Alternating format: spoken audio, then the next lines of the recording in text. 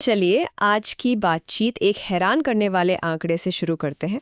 दिसंबर 2025 का आंकड़ा कहता है कि भारत की खुदरा महंगाई दर यानी सीपीआई सिर्फ 1.33% थी। 1.33%? ये तो रिजर्व बैंक के 2% के निचले लक्ष्य से भी काफी कम है। सुनने में तो ये बहुत अच्छी खबर लगती है ना। बिल्कुल। पहली नजर में तो लगता है कि अरे वाह, कीमतें कितनी काबू में है, अर्थव्यवस्था एकदम स्थिर है। लेकिन यहीं पर एक दिलचस्प मोड़ आता है।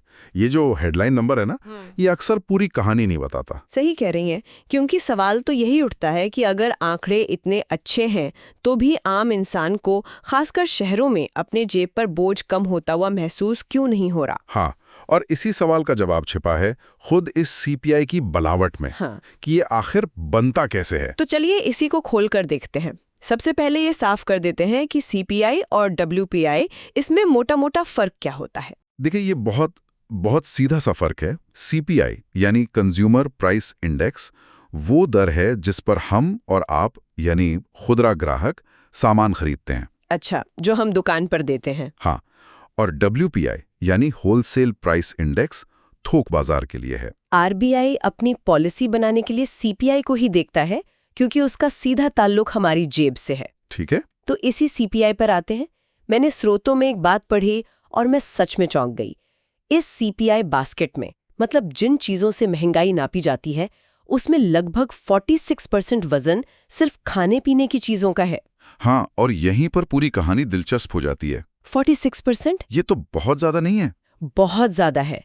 इसका मतलब ये हुआ कि हमारी महंगाई की पूरी कहानी टमाटर, प्याज और दालों के दाम लिखते हैं। तो अगर सब्जियों के दाम किसी वजह से गिर गए, हाँ। तो महंगाई दर बहुत कम दिखेगी। बिल्कुल।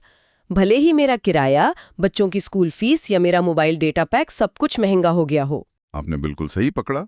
तो आंकड़ों में महंगाई भले ही कम दिखे, लेकिन एक शहरी मध्यम वर्ग के परिवार का असल खर्च वो शायद ये आंकड़ा बता ही नहीं पा रहा। और ये हमें दूसरी बड़ी कमी पर लाता है कि ये बास्केट बहुत पुरानी है। इसका आधार वर्ष 2012 है। 2012 मतलब जियो की क्रांति से भी पहले का समय। हाँ, उस वक्त तो डेटा इतना सस्ता नहीं था, और ये ओटीटी प्लेटफॉर्म्स जैसे नेटफ्लिक्स, अमेज़न प्राइम, इनका तो लगभग वजूद ही नहीं था। बिल्कुल। और आज देखिए, हमारी जिंदगी का एक बड़ा हिस्सा smartphone, 5G data, online subscription पर खर्च होता है। ये हमारी नई जरूरतें हैं, जो 2012 के बास्केट में है ही नहीं। है ही नहीं। नतीजा ये है कि जीने का जो असली खर्च है, खासकर शहरी भारत का, वो शायद ठीक से पकड़ में ही नहीं आ रहा। अच्छा, तो बास्केट की बनावट एक बड़ा मुद्दा है। लेकिन हमारे स्रोत एक और जरूरी बात की तरफ इशारा करते हैं। वो कहते हैं कि भारत में महंगाई अक्सर मांग बढ़ने से नहीं, बल्कि सप्लाई की दिक्कतों से बढ़ती है, जैसे तेल की कीमतें। हाँ, ये भारत की अर्थव्यवस्था की एक बहुत बड़ी सच्चाई है। हम अपनी जरूरत का लगभग 85% कच्चा तेल आयात करते हैं, मतलब बाहर से मंगाते हैं। 85%? जी। तो जब यूक्रेन युद्ध जैसी किसी बाहरी वजह से दुनिया में तेल महंगा होता है, तो भारत में भी पेट्रोल, डीजल और फिर बाकी सब कुछ महंगा हो जाता है। अब इसमें हमारी घरेलू मांग का तो कोई लेना देना नहीं है। और ऐसी सप्लाई वाली महंगाई पर रिजर्व बैंक का वो हथियार, मतलब ब्याज दरें बढ़ाना, वो ज्यादा काम नहीं करता। हाँ, सही पकड़ा। वो हथियार तब कारगर होता है जब लोग बहुत ज्यादा खर्च कर रहे हो और व्यवस्था में गर्मी हो। सप्लाई की दिक्कतों को आप सिर्फ ब्याज दरें बढ़ाकर नहीं सुलझा सकते। तो इन सारी चुनौतियों को देखते हुए क्या कोई समाधान दिख रहा है? हमारे स्रोत एक नए सीपीआई का जिक्र करते हैं, जिसका आधार वर्ष 2024 होगा। हाँ, और ये एक बहुत जरूरी, बहुत प्रतीक्षित सुधार है। इसमें क्या अलग होगा?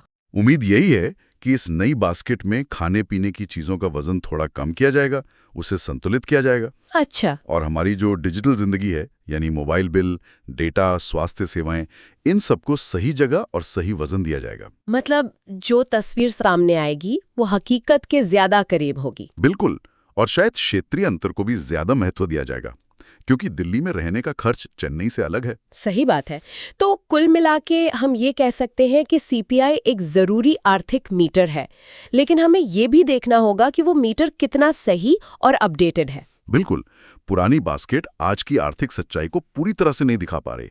ये सिर्फ अर्थशास्त्रियों के लिए एक नंबर नहीं है, ये सीधे तौर पर हर परिवार के बजट पर, उनकी बचत पर और भविष्य की योजनाओं पर असर डालता है। हाँ बिल्कुल। और इसी बात पर हम आज की चर्चा खत्म करते हैं, लेकिन श्रोताओं के लिए एक सवाल छोड़कर।